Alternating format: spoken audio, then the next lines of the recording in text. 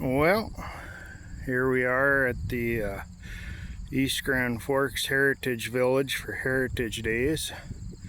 I found a pretty decent looking Minneapolis Moline 445 sitting here. A propane model. It appears to be a 56. Somebody wrote 1956 on it, and judging by the serial number there, it appears to be a later model 56. It has a newer 3-point lift on it, I see, and that might just be a fact that it's a late model 56, or it's possible that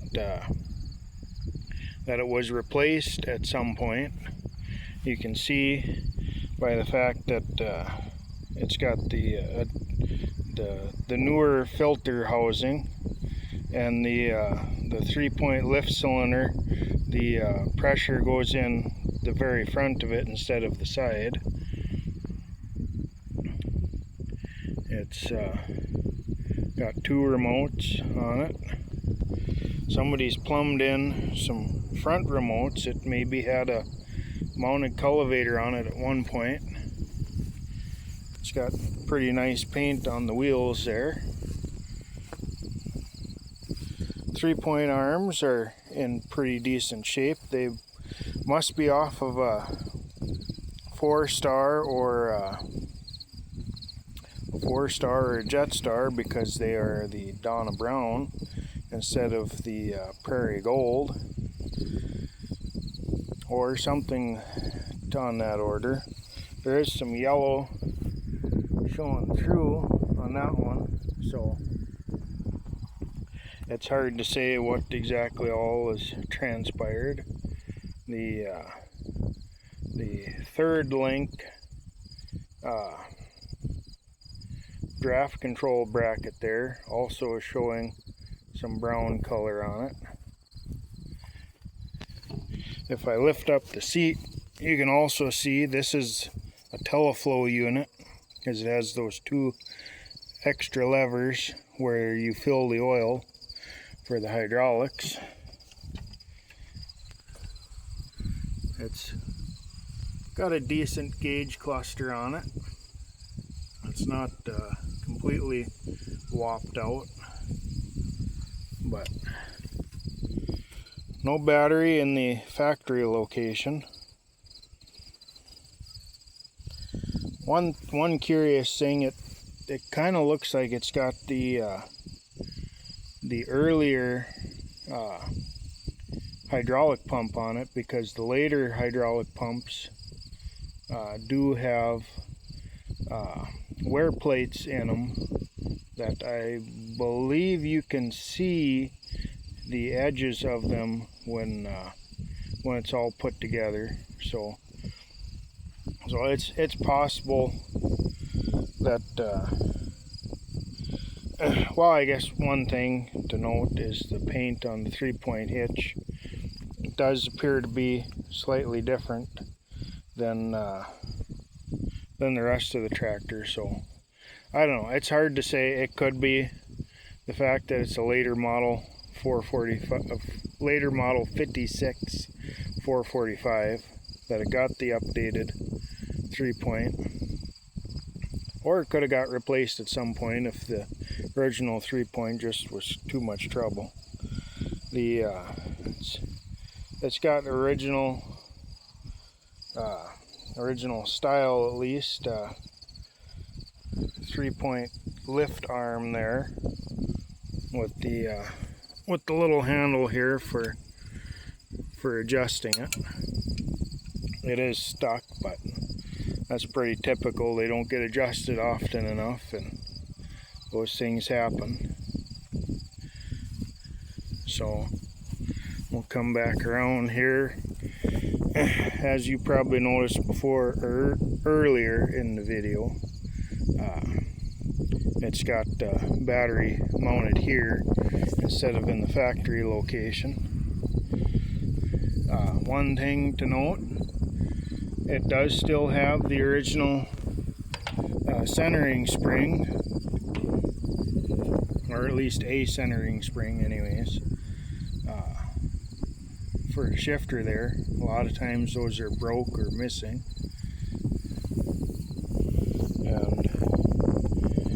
And this here is for your park lock.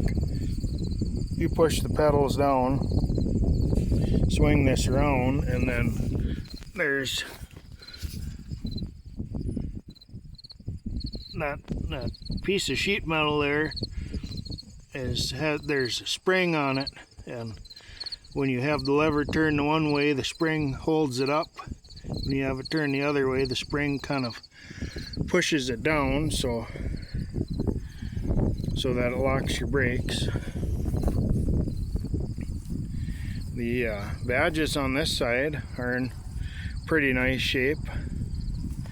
There is a rivet here and a rivet here, and a rivet here. So I'm assuming the original, they're supposed to be studs on the back side, so those are probably busted off. At some point they weren't real strong. So, but otherwise the badges are in decent shape. You can tell the whole tractor's been repainted at least once, because you got multiple stickers here, or remnants I should say. 206 motor, looks to be in decent shape from what I can tell anyways. Narrow front end, as most of them would have been. The front cross is in pretty nice shape. A lot of times the bottom corners get busted out because there just isn't much there to support them. Well, realistically there isn't anything there to support them, but this one's obviously not been run into anything. The little tin badge that goes in the center of the cross is in decent shape. A lot of times those get smashed or busted up in some way or another. It's got the headlights in the proper, well, I shouldn't say the proper location, but it's got the headlights in the forward location.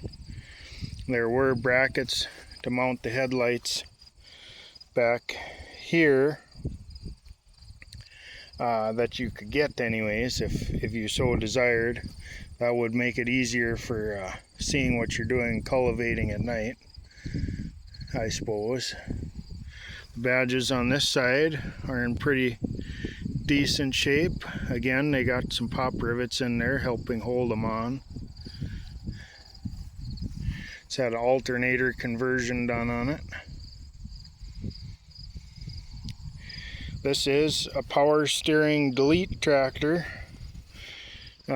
Normally there'd be a power steering unit mounted right here, but this has the block off plate. So this would have been a marginally cheaper tractor when it was new. Like most Molines, the motor's got some leaks. You know, one of the things they did to make everything work was having this little tube right here that goes from the block up to the valve cover to oil the rockers.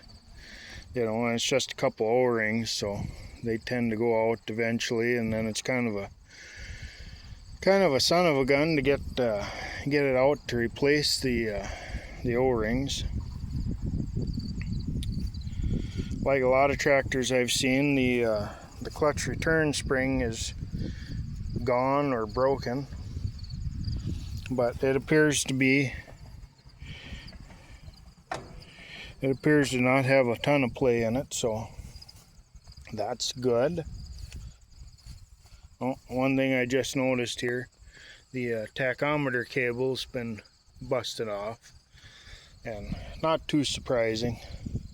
I don't think they were, well, even if they were pretty good quality, this tractor is 70 some years old now.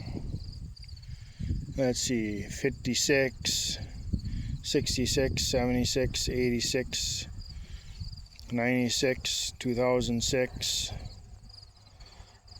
2006, 16, yeah, 70, it'd be 70 years old this year.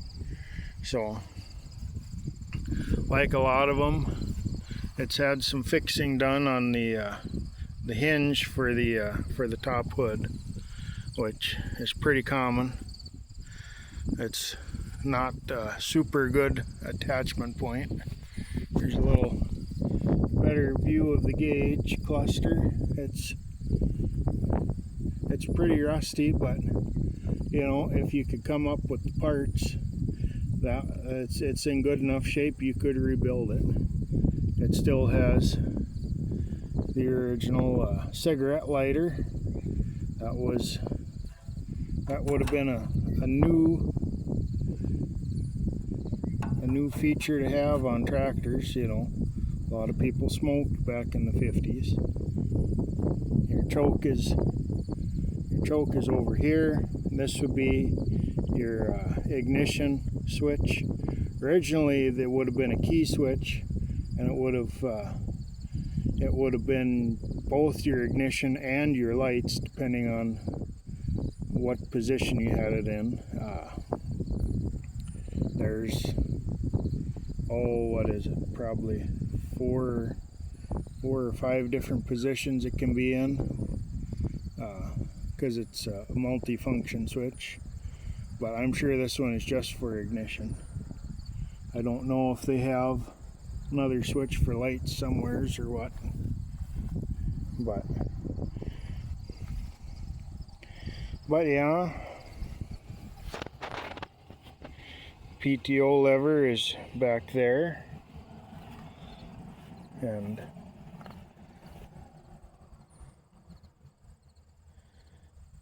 it's, I don't know, it's just a pretty decent example of a 445. They weren't super fancy tractors, but not much of anything was at this time. It was quite the step up for Minneapolis from the prior model ZB and UB tractors. But yeah, one thing to note, that may be a steering wheel off of a 4-star or 4-star super, because it has a center cap. As far as I know, all of the original steering wheels would have had steel spokes and no center cap. I could be wrong about that, but this is most likely off of a newer tractor. You know, a lot of times you gotta do what you gotta do to keep things working or looking nice. It's got one rear light. I believe this is a multi-function light. I think there's both a red. It's got a switch up here to turn it on and off and whatever. It looks maybe like there's a red bulb in there, so it might do both tail light and rear work light operations. Yeah, one remote out the back instead of two, because I suppose the one remote is for back here, the other remote is for the front outlets. The seat is in pretty decent shape.